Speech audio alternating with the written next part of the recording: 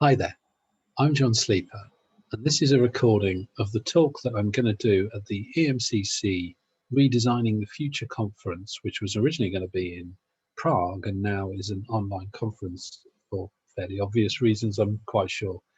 So this talk is going to be about systemic coaching through an organizational digital transformation during a pandemic. And I'm just going to take you through the talk. And what I'm going to do is, obviously at the conference, I'll be doing this live over Zoom. And what I'm going to do here is just take you through the same talk. There will be some exercises when I do the talk live. And what I think I'll do is I'll just talk you through those exercises. Obviously we can't do them, but I'm hoping I can just describe them so that you get a sense of how it might work if you were in the room at the time. Okay, so welcome everybody. I'm John Sleeper, and I'm a leadership coach and lean agile practitioner. I'm kind of guessing. I hope this is by and large correct. I'm kind of guessing that most people at the conference are going to be coaches, mentors, and supervisors, not necessarily so familiar with lean and agile, what a lean agile practitioner is. So I just wanted to kind of make that assumption and just give some basic information about some of the things that I can do. And hopefully you can see on this slide that, we commonly refer to people in this kind of a role as an agile coach. And agile coaches tend to work with technical teams, engineering teams, maybe software teams, but these days not just software teams. Actually, agile is used across the board now, across all sorts of different types of organizations: accountants, finance people, HR people, recruitment people. There are lots, compliance people. There are lots of examples of agile being used in many different types of organizations now. So what is a lean agile practitioner? Well, as you can see, it depends. It depends on the context, it depends on the environment, it depends on the group of people that you happen to be interacting with. But it usually is a combination, not necessarily all of these things, but maybe one or two or different elements of these things at different times. So for example, for groups of people that are completely new to agile, there will be a lot of teaching where we're explaining what agile is, and I'm going to do some of that in this talk just to kind of explain what agile is and where it comes from. There might be some facilitation where we're providing a structure, we're providing an environment for groups of people to interact with each other, hopefully in a productive and proactive way. There might be some consulting where consultants come in and gather information and make recommendations. There might be some mentoring where I may have some experience with lean and agile ways of working, and I'm sharing that content, that knowledge with people that maybe don't have that experience. Or there may be some more kind of pure coaching where actually my experience is not relevant. It's much more my ability to listen to my client and create some rapport with that client and be able to understand and help them to achieve the things that they want to achieve. So I thought that was just worthwhile as a starter, just to kind of give people an idea of what my background is.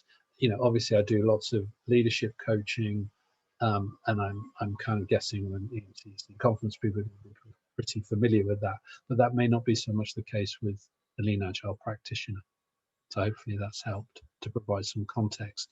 So yeah, and just one other thing I just wanted to add, there is a link if you want to have a look on my LinkedIn profile. I did write a blog a while back about this kind of notion of the agile coach who does different things at different times, which makes it an interesting and quite a dynamic role. But yeah, if you wanted to read some more, you could have a look on my LinkedIn profile and read that blog.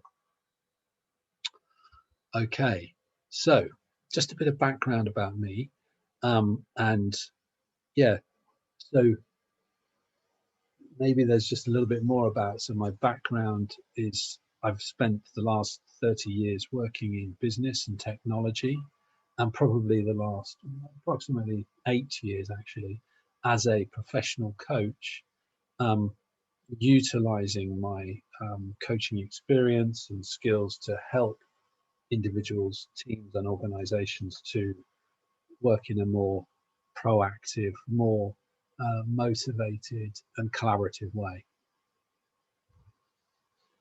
Great. So I thought that was useful just to kind of get some perspective and some background on me. Now, in terms of the talk that I'm going to cover here, there's really 4 elements to it. So it's the notion of systemic coaching, which I want to explore in this talk. And then also the digital transformation part. So organizationally, that's part of the systemic coaching. But then also the responsibility that maybe each of us have for our own self-awareness and our own state during the working day, so that we can be aware of how we're doing and how we're interacting with others. So I want to spend some time talking about that. And then the final bit, which is actually where I'm going to start, is the pandemic. You know, the situation with the pandemic and what that has done to the way that we're working together. And I'm sure everybody is going to be aware of that and have some experiences themselves. I'm just going to share some of my experiences with you. Cool.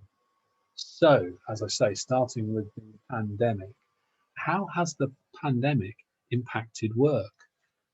You know, I think I'm quite sure most people will be familiar with the term VUCA, volatile, uncertain, complex, ambiguous world that we live in. There's just so much disruption that the world is going through, and a lot of that is the digital disruption that I'm going to talk some more about shortly. So, you know, how do we deal with that? How do we learn to live with that? And how do we enable our businesses, our public services still to be able to thrive and deliver the things that we need to deliver? And then on top of that, how has the pandemic, what impact has the pandemic had on us?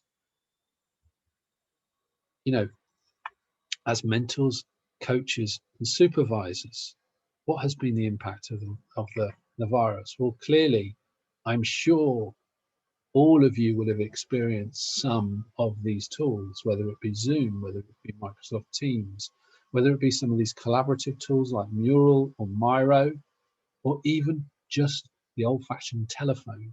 You know, we've all been on a crash course over the last 12 months, learning to adapt and use these new tools as coaches, mentors, and supervisors. We've all had to learn to pick up these tools and use them. And that includes the telephone. You know, I think it's fair to say, certainly for me, I think this is fair to say, that we prefer face-to-face conversations, as we know the importance of body language.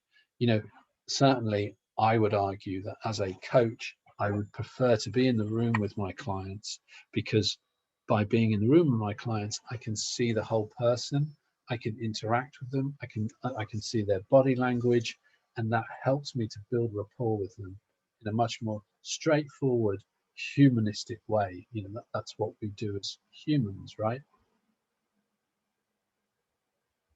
But I think it's surprised me the extent to which you can still connect with other people through these tools. So here is a photograph of a group of other people that I've been working with over the last few months. These are some other coaches, and you know that we actually run an improvisation session in this picture. This picture is of us doing some improvisation work together as a group of coaches, and it's amazing how, you know, we can still see each other's faces, we can use our hands, we can kind of still connect to a degree. And I think, you know, as I'm saying here, the pandemic has taught us that we can still connect and collaborate using these new digital tools. It may not be the same as face to face, but it's still useful and still helpful. And I've found it very helpful and rewarding for me to be able to connect with so many different people.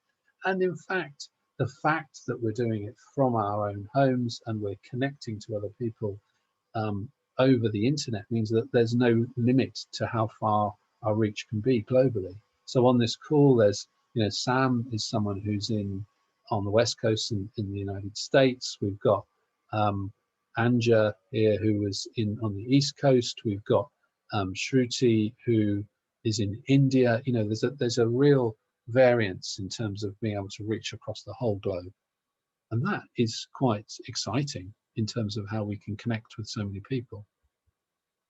So, just coming a bit more specifically to the work experience that I've had. So, you know, I started working with BT Digital in June last year. I've not physically met anyone. It's been such a kind of strange and surreal experience for me to kind of get to know so many people and to really build relationships with so many people and feel their energy, feel their desire to collaborate and to co-create this new organizational world that BT is looking to create. And it's really powerful what we've been able to do. And I'm kind of actually astounded myself that I've been able to do that, not that we've all been able to do that without meeting each other. It's really quite remarkable. You know, I think obviously BT is a large company and there are lots of challenges that we still also have to overcome in terms of lots of old systems and processes that maybe inhibit our ability to be a bit more agile, that we're a bit more dynamic in the way we do things and the way we service BT's customers. So just some thoughts that I was thinking about as I was putting this together in terms of, so what impact has the virus had on both the organization and the people that work in them? You know, how do we deliver equipment to new people that we don't see them in the office anymore? We have to deliver laptops and technology and different things to people who are working for this organization. We have to deliver to them through the post, effectively through the, you know, the delivery services. How do we communicate with them, and how do we build relationships with them when we don't meet them? And maybe from the employee perspective, when we're working remotely all the time, how do we decide who we need to speak to? How do we engage with them? And maybe my thinking is that we have to think about these questions more than we used to. Maybe in the office, it was a bit more, you might randomly meet someone, have a conversation, and that might drive a lot of the information that you would get would be from these water cooler conversations that people talk about. But actually, maybe the learning I guess I'm reflecting is that maybe we need to be a little bit more intentional and think a little bit more strategically about who we work, not who we work with, but who we engage with and why we want to engage with them. Some other learnings from remote working is, I remember someone talked about presenteeism. So, you know, the idea that when we're physically present, then those who shout the loudest, the most dominant voices are, you know, very commonly the people that drive the conversations in business meetings. And actually, you know, we have this raise hand functionality on Teams and on Zoom and on, you know, lots of the other tools, I believe. And, you know, actually, that's a really, really useful piece of functionality that enables people to say, I'd like to speak, but they're waiting for a pause in the conversation to let someone finish what they're saying. You particularly need that when you're using, you know, video communication technology, when it can get a bit stilted when people start speaking at the same time, and then there's a pause, and then there's kind of like slightly awkward moments. So I think the raise hand functionality really helps to put some allow some patience with each other and allow people to speak, allow us to listen to what people have to say, and then allow the other voices in the room to have a voice. And maybe that encourages maybe some of the quieter people, not always, and we're not forcing them, but maybe that can encourage them to hear what their input is. I think that can be, but I mean, I'm generalizing here, but that can be particularly applicable for technical type organizations where, you know, maybe we're dealing with some engineers that maybe are a little bit more introverted, but they've got some really valuable input that we want to hear from them. So certainly I've learned to use that functionality a lot more. Okay, so that's just a little bit about the impact of the pandemic. And, you know, I just want to come back to this notion of the digital disruption, and just to sort of, you know, make the point that certainly in the areas of work that I've found myself in over the years, you know, the pressure for delivery and the pressure for business change doesn't go away.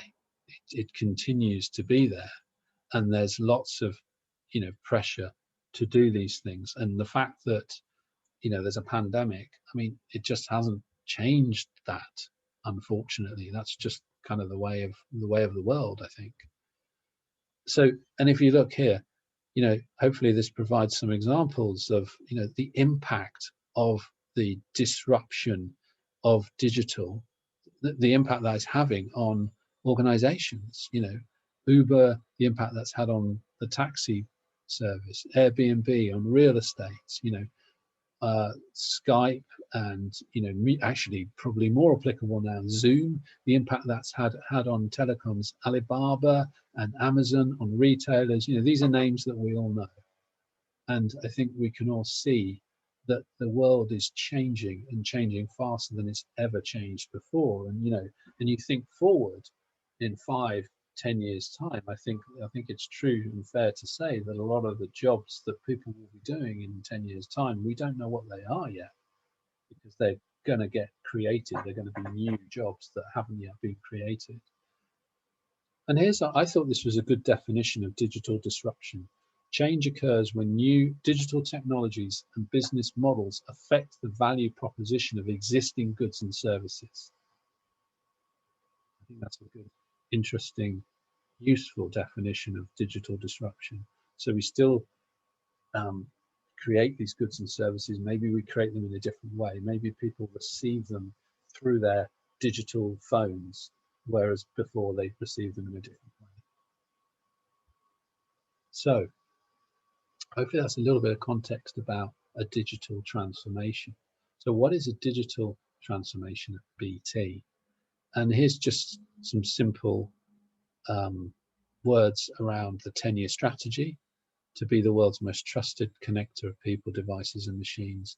And that involves shifting focus to the online world, and also shifting the focus towards the customer's needs, rather than maybe sometimes organizations are a little bit rigid, and they you know, their organizational structures are a little bit rigid, and so work gets delivered within the constraints of the organizational structure and processes, rather than actually what we're trying to do, and this is a big part of this digital transformation, is to align work more to the customer. And, you know, actually, is it a transformation?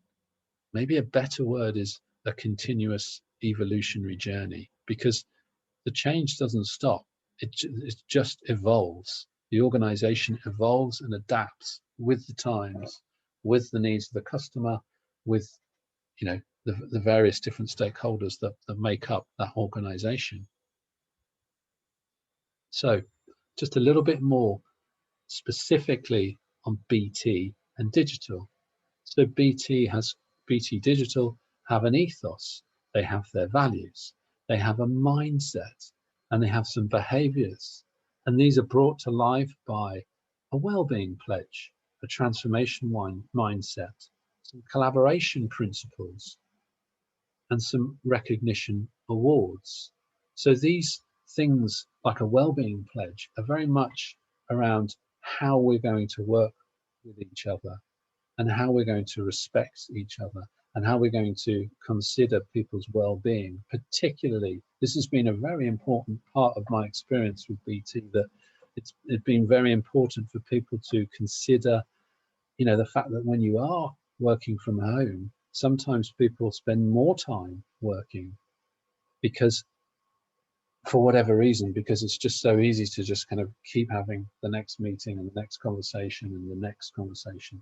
But what there is a pledge that we make to each other that we will respect each other's well-being, and maybe people will mark some time in the day to not be available, maybe to go and spend some time in the garden, or go for a walk, or spend some time in doing something in their house, and also to respect the fact that we have a window into each other's homes, and to treat that with respect. So I think that's really been a really valuable part of the BT digital way of working, to help to create the right mindset and the right behaviors. And there are some principles around what that transformation mindset might be, to be more of a growth mindset than a fixed mindset, and what some of those collaboration principles might be, and how we can recognize and thank each other for the things that we do. So yeah, a lot of this is founded upon agile ways of working, as I'm saying here. And what I really want to do is just talk a little bit about what agile is. And I think this is a really useful graphic that shows that agile is a mindset. So we talked about the digital minds, the BT digital mindset before, but there's also an agile mindset, which I'm going to come to and look at a bit more now. And that mindset is described by 4 values. It's defined by 12 principles, and it's manifested through an unlimited number of practices. So when you get to the right-hand side, there's lots of activity and there's lots of doing stuff.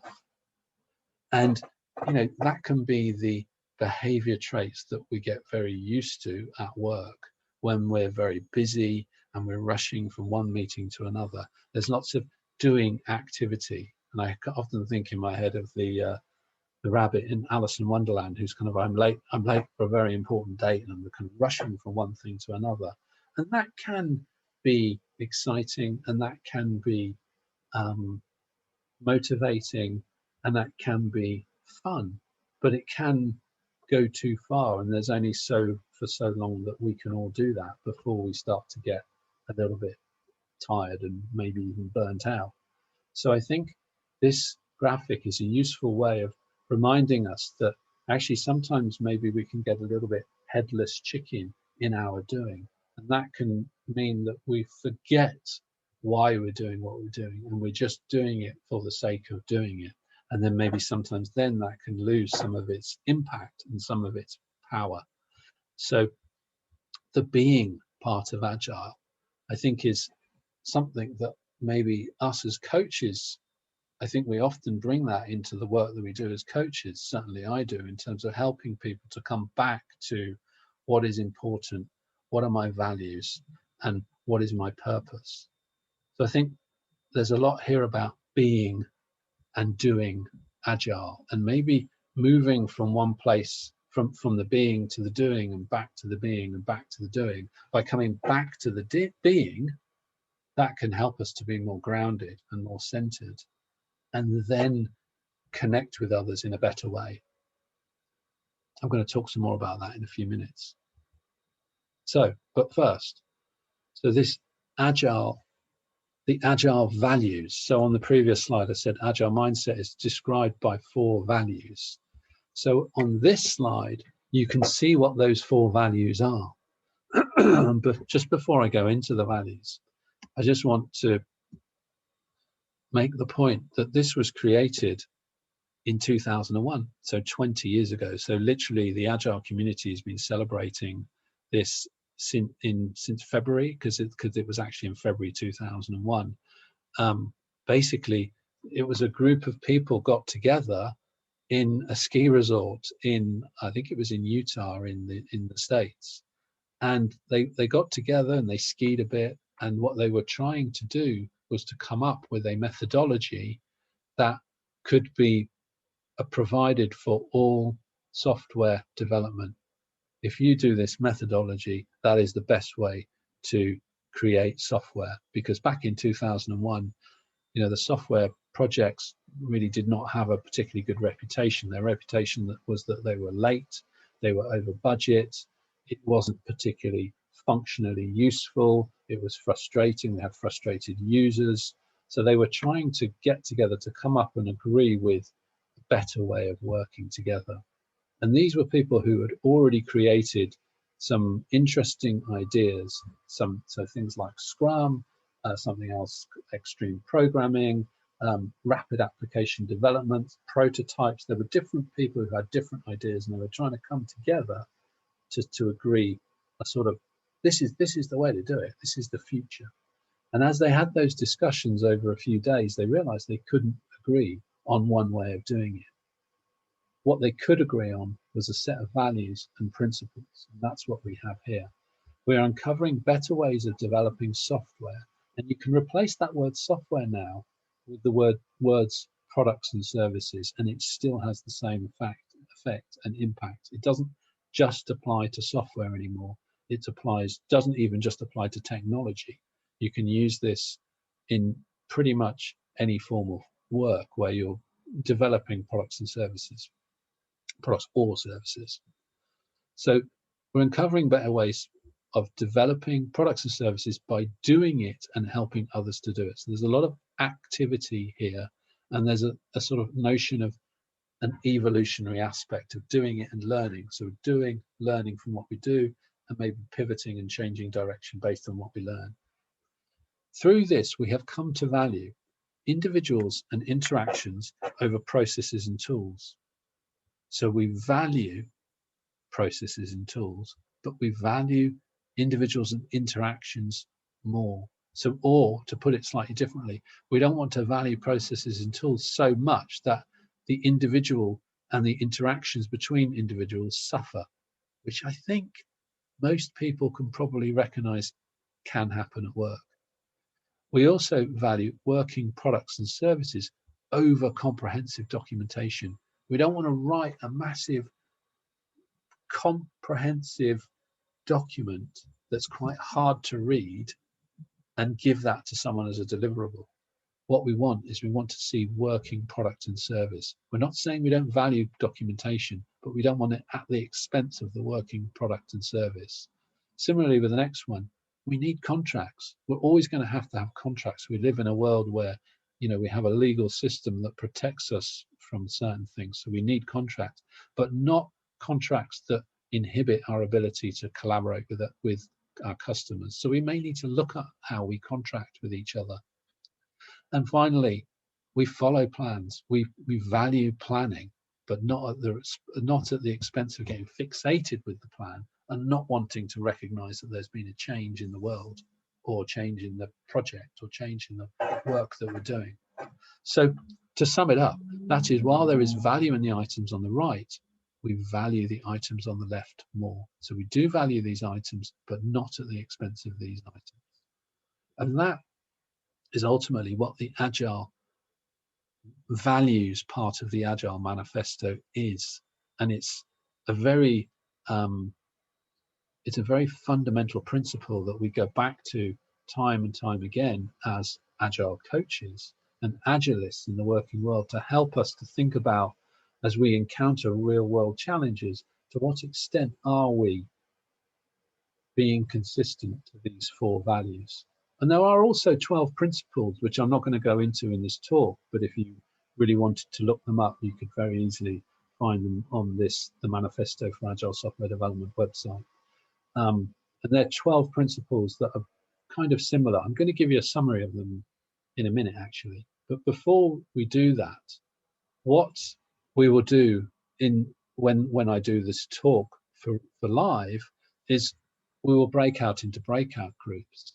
And I'm going to ask each breakout group to go through those 4 values and to think about, what does that value mean to you and the work that you do? Does it mean anything to you? Or usually people, it does mean something to them, because most people, have worked with organizations where you have processes and tools, and actually sometimes they can be to the detriment of individuals and interactions. So just to have that conversation in your breakout groups.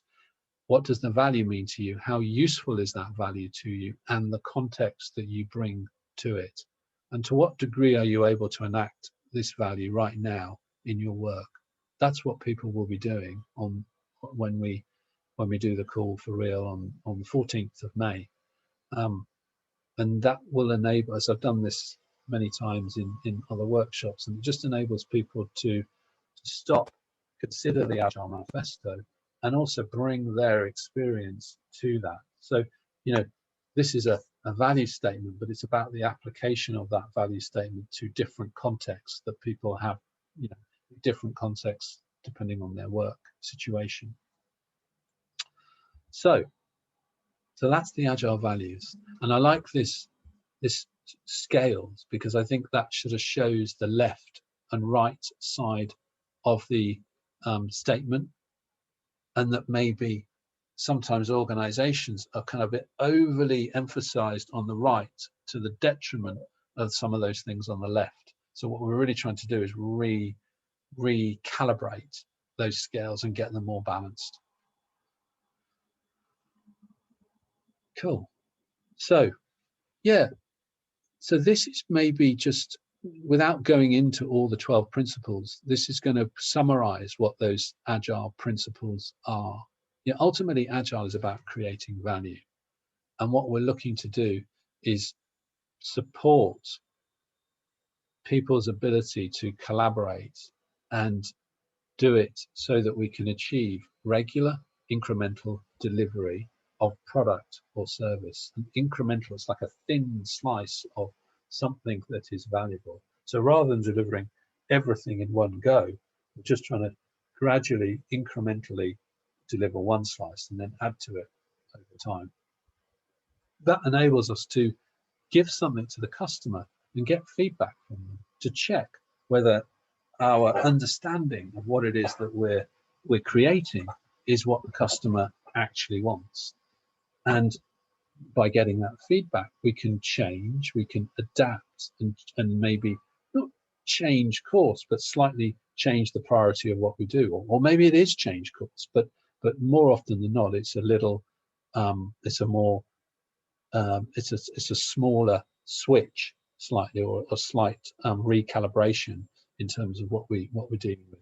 But it's all about focusing on value and creating a team of people. And these people are from these are people that are technically skilled people, but they have different technical skills and different people skills and different organizational skills and different understandings of the customer. So there's a whole diverse set of skills that we're pulling together to enable them to self-organize and collaborate together. So Agile is about creating value and responding to change. And this is kind of, I just want to come back to this idea of this being, focusing on the being and not just the doing, because what can happen is organizations can get very stuck above. This is like the tip of the iceberg, right? So we can get very stuck above the iceberg, the part that you can see, the methods, the tools, the processes. Oh my God, we've got these tight deliverables that we've got to work towards. We've got to get this work done by a certain time scale. How are we going to do that? And the sort of fixed commitments that we might have. But actually, what we really want, and this is where, this is challenging to organizations to change the way they think about it. But actually, a lot of what we want is the being Agile, to come back to the deeper level of how can we create the environment where those different people with all those different skills can actually respect each other, can actually trust each other, can actually have the courage to challenge each other in a way that is good for the team, in a way that is enabling good collaboration without breaking trust and breaking psychological safety, so that we can learn and we can grow. And by doing that, we can create quality, customer-focused products. But it isn't always that easy. And sometimes organizations can get very stuck on the doing and they can't get past that. That's certainly been my experience anyway.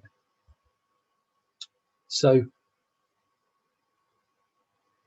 this sort of thing can expose structural challenges. Agile has a habit of being very good at exposing systemic problems, exposing structural problems, exposing process problems. there's always examples of how long it might take to, you raise you phone a help desk and you raise a request that you want something to be resolved for you, and it can take, such a long time, and a frustratingly long time. And there might be good reason, because that help desk has got so many other things that they need to deal with too. So how do they know which one of those things to prioritize first? The point about this is that Agile has a habit of exposing some of these uncomfortable truths. And what we really want to do is to help to find the best way of aligning the top-down approach that we have from senior management with the bottom-up approach that we get from our workers who are on the coal front. They're at the coal face, and they have real world experience. And what we're trying to do is create an alignment between these top-down and bottom-up forces. And ultimately, what we really want to do is to move away from a command and control culture to recognizing that we have a network of interdependent teams of knowledge workers. And I'm going to talk a bit more about that, this notion of knowledge workers. But before I do that, what is the leader's role in this new way of working? How do we move away from the command and control to what? What are we moving to when we do that? What happens to management?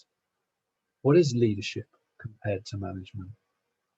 Maybe management is about control, and leadership is about empowering people to be leaders themselves. And organizations, the culture of what this, a big part of this is the culture of organizations, and whether the culture of an organization enables people to be leaders and allows for the workforce to really be truly empowered to be able to create new things. So this idea of welcome to the knowledge economy. And Peter Drucker, who talked about a knowledge worker who is primarily works with information and knows how to do the job better than anybody else. So often you might say a knowledge worker knows more about their work than their manager. And if you think about, certainly the organizations that I work with, that is manifestly the case. Organizations are hiring skilled engineers and skilled quality assurance people and skilled business people and skilled product people who know more about what they do than their managers. And as I said earlier, there are a diverse set of different people. So the idea that you can turn to a manager and the manager can tell people what to do is just old school thinking. It just isn't like that anymore.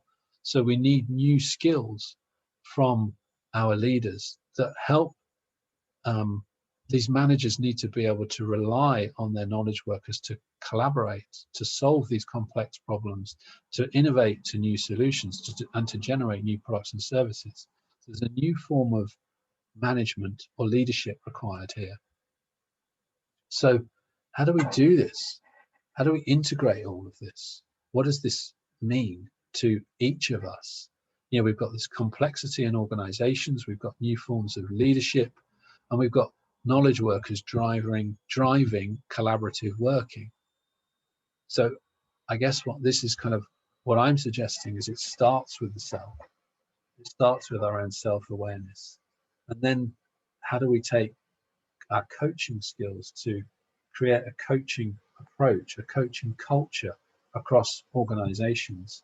And then how can we apply systems thinking to think about the organization as a whole rather than just each individual department? That sometimes we can kind of get a little bit stuck in our silos of each individual department. So we're going to move on to this notion of self-awareness and systems thinking now. So consider the different elements of intelligence. We've got relationship systems intelligence. This comes from an organization called CRR Global, or also they're known as Organizational Relationship Systemic Coaching, ORSC. And they've got this really interesting, these sort of different 3 levels of intelligence. So you've got emotion intelligence, which is the relationship with self. You've got social intelligence, which is relationship with others. And then the 3rd level is relationship systems intelligence, which is the reinterpretation of self through interactions with the group. So it's with multiple people, the group, the team, or the whole organization. And then I think this is also worth considering. We've got this notion of neurological levels, and Robert Dilts is logical levels, where he talks about this pyramid, and at the bottom you have the environment, and then you have the practices and the behaviors and the capabilities, the energy and the emotional intelligence we were just talking about that drives the individual. And then we've got the motivation, which comes from our values and our beliefs. And then we've got the mission, which is our identity and our purpose. And there are 2 parallels to this, two parallels to this. There's this individual view of that, but also the systemic view of that. So I just think that's a really, really helpful model that we can use at both the individual level and also at the organizational level to help us connect with ourself and also the organization. And then I've got this is kind of an idea that I've taken from the logical levels, and I've called generative agile, or agile logical levels. And this is starting with the self and our self-awareness. And this kind of comes back to this notion of being and doing. And what I do is I say, imagine these 3 circles, and imagine they're on the floor. And I'm just going to stand up to sort of show you, to try to demonstrate. It's a little bit difficult on the video, but hopefully you can get the idea. So if you imagine you can even try it if you want to, but if you imagine you're standing up, and on the floor next to you are those 3 circles. And so you effectively, I would say, you start by stepping in to the inner circle. That inner circle is the mindset. And as you step into that mindset, you start to imagine what is happening for you there. So in this mindset, it's a place where I want to come back to myself, and I want to be grounded, I want to be centered, and I want to calm my activity in my head, almost come out of my head and into my body, and just find a sort of a posture, a representation that enables me to just be here and be calm and be centered, and just take a moment just to kind of slow down all the activity and just to kind of reconnect with myself and reconnect with my values. And these might link to the agile values. For an agile coach, I think that's highly likely. And by doing that, I can just reconnect with my own state.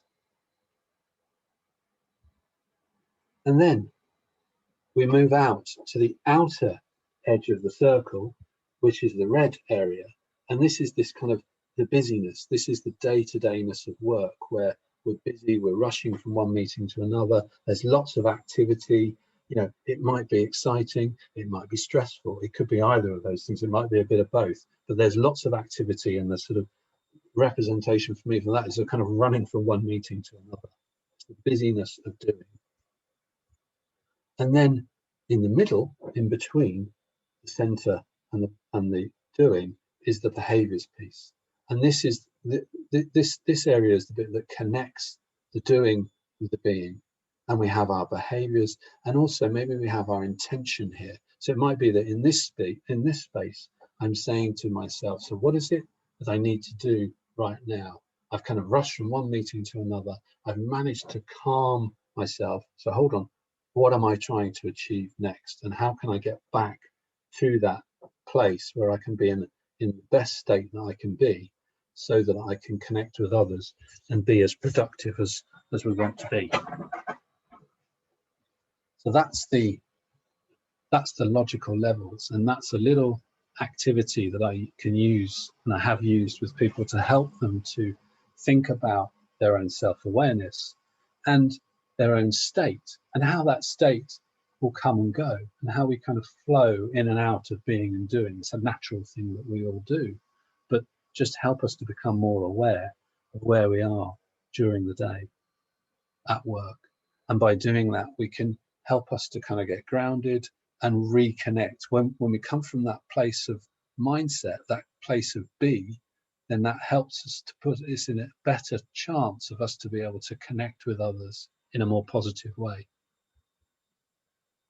So that's the self. That's the kind of first level on the relationship systems intelligence, the emotional intelligence that helps us to be more emotionally aware of our own state and where we are on that scale. And these things are going to change throughout the day. It's normal for us as human beings to kind of our state to change, but that helps us to be more aware of that. The next level is our relationship with others, what agreements we have with others. So this is beyond the self and how we respond to change, how we can support other people's responses to those changes, how we can be empathetic with them and step into their shoes. And by being more aware of our own state, that puts us in a much better position for us to be able to be supportive with others. Whereas if we're just constantly in that doing mode with all that activity, we may not even notice the state of others because we're too in our own state ourselves. And then the third level is this relationship systems intelligence. So this is across multiple people, across the whole system. It kind of like the field out there. You know, I think there's a great example here with the Beatles. So you have John Lennon, Paul McCartney, George Harrison and Ringo Starr. They're all individuals with their own individual states of being and doing at different times. But you pull them all together and you get this third entity that is called the Beatles. And we all know how powerful and the impact that Beatles had on the world.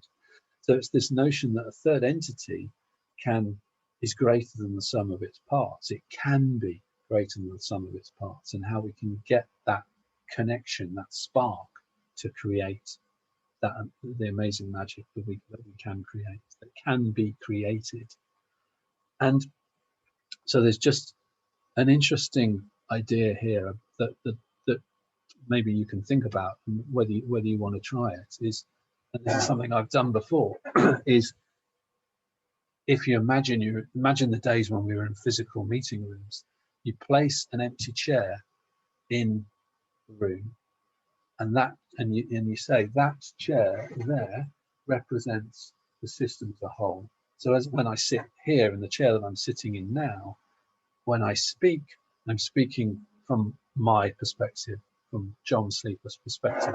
But if I go up and sit in that chair over there, when I sit in that chair, I'm speaking from the system's perspective. So I'm kind of getting out of my own position and getting into the we position, and to speak on behalf of the system. So we're trying to give the system a voice, and by doing that, it helps to change our perspective as individuals, but also it gets us to think about the system as a whole.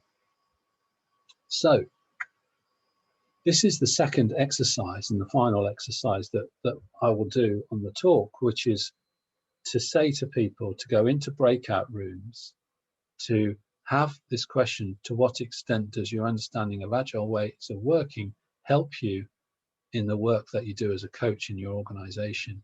And the first step is to answer that question from your individual perspective. And everybody has a turn to say what they want to say. So everybody hears everybody else's view. So we ensure that everyone's voice is heard. Then we go to step 2. We point to the empty chair. Remember, this chair is the voice of the system. It is living and breathing, and it is made up of each of you. Now what we want to do is, if we were physically in the room, I would probably suggest that everybody actually physically goes and takes in turn sitting in that chair. But given that we'll be doing this over Zoom, I think we just have to pretend that we're kind of virtually moving from one chair to another. And when you imagine you're putting a new hat on, you're putting the system voices hat on, and when you speak from that place, you're listening, and you're speaking for the voice of the system. So you have to remember to leave behind any personal idea of what is right, and you just take it in turns. Everybody answers the question from the perspective of the system, and just observe what is trying to happen. What does the system know that each of us as individuals doesn't know? So what's the learning in that? And that's what the exercise that we will do. And it's always interesting to hear what people bring back from that. Okay, so in summary, I think there's some questions I've asked really as part of my summary. Can coaching evolve to take a more systemic approach to itself? So can coaching be less, can our coaches be more systemic, and maybe it's less, well, agile coaches sit in this part of the organization, leadership coaches sit in this part of the organization, career coaches sit over here, HR coaches sit over here. And actually what we want to do is join hands and use our coaching skills to help our leaders, to help the organization, and our knowledge workers, who can be leaders too. Can we join them together to help to create a coaching culture across the organization? Can we as individuals be more purposeful and empowered? And by that, can we use some of the skills that I've been talking about to develop our own self-awareness, to help us to be more centered, more grounded, be present in the moment, come from the doing back to the being, to help us to be present. And by doing that, we can be grounded, and then that can enable us to connect with each other in a deeper and more purposeful way, and help others to also be more centered and grounded, connect to our values and principles and our purpose, and then the behaviors will follow from that. And then, yeah, my comment at the end, these foundations can help to create safe, trusted environments that can enable evolutionary change, collaboration, and innovation. So that's the talk. I hope you found it interesting. Thank you for listening. I'd really love to hear your thoughts. It's kind of a bit strange talking into a video for an hour, and so I'd love to hear what people think. And please, if reach out to me, send me comments. You can connect with me on LinkedIn, or you can also connect on my website. So it would be great to hear from you and to hear what you think. Thank you for listening to the talk, and I hope you have a great day.